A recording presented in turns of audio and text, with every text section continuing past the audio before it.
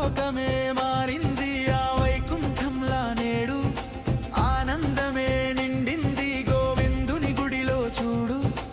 ఓం నమో నారాయణాయ ఓం నమో నారాయణాయ. సూర్య భగవానుడు దారిని చూపగా వైకుంఠవాకిళ్ళు స్వాగతం పలకగా ఏడాదికొక్కసారి దొరికేటి దర్శనం జన్మంతా మరువలేని దివ్యమైన స్పర్శనం.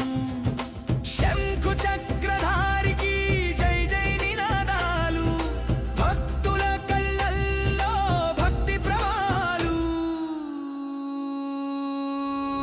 ముక్కోటి ఏకాదశి ముక్తికి ఇది తొలి కాశీ ఉత్తర ద్వారాన వెలిసెను శ్రీ లక్ష్మీ నివాసి.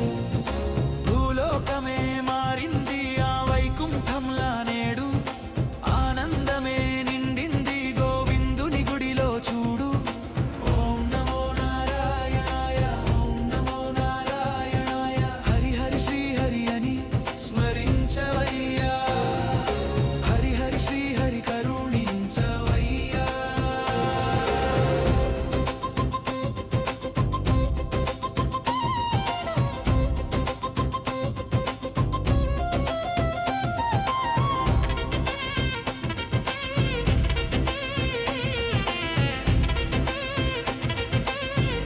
గారు ఎంతో కృషి చేసి ఈ పాఠశాలని ఇంత అభివృద్ధి ఈ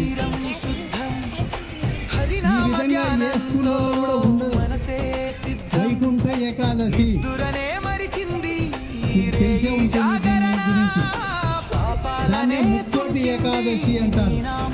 అంటే 3 కోట్ల మంది దేవతలు ఈ రోజు శ్రీ మహావిష్ణువును దర్శనం చేసుకుంటారు వైకుంఠంలో.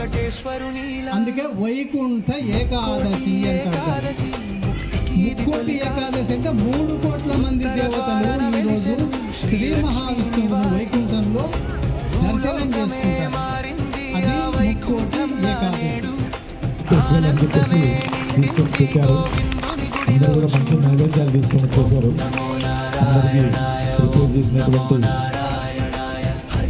తల్లిదండ్రులకు, తెచ్చినటువంటి పిల్లలకు, మోటివేట్ చేసినటువంటి టీచర్స్ అందరూ కూడా మరొకసారి ధన్యవాదాలు తెలుపుకుంటూ మన కార్యక్రమాన్ని విజయవంతం చేసినటువంటి రామరెడ్డి సార్ గారికి పాఠశాల తరఫున ధన్యవాదాలు తెలియజేసుకుంటాం.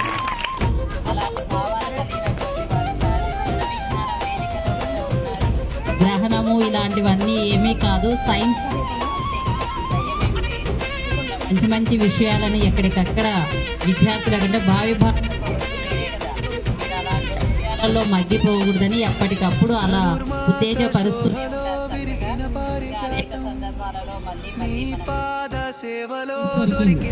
నెక్స్ట్ ఇయర్ స్టాప్ చేస్తారు. నెక్స్ట్ ఇయర్ అంతా మనం బిల్డింగ్లోకి వెళ్ళి చదువుకోవచ్చు. ఓకేనా? అదే గుడ్ న్యూస్. చేరదీయవయ్యా జనన మరణ చక్రం ఆగేను ఈ రోజు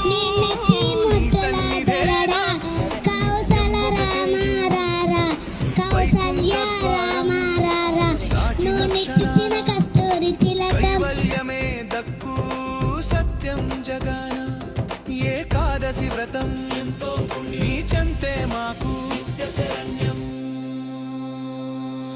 ముక్కోటి ఏకాదశి ముక్తికి ఇది తొలి కాశీ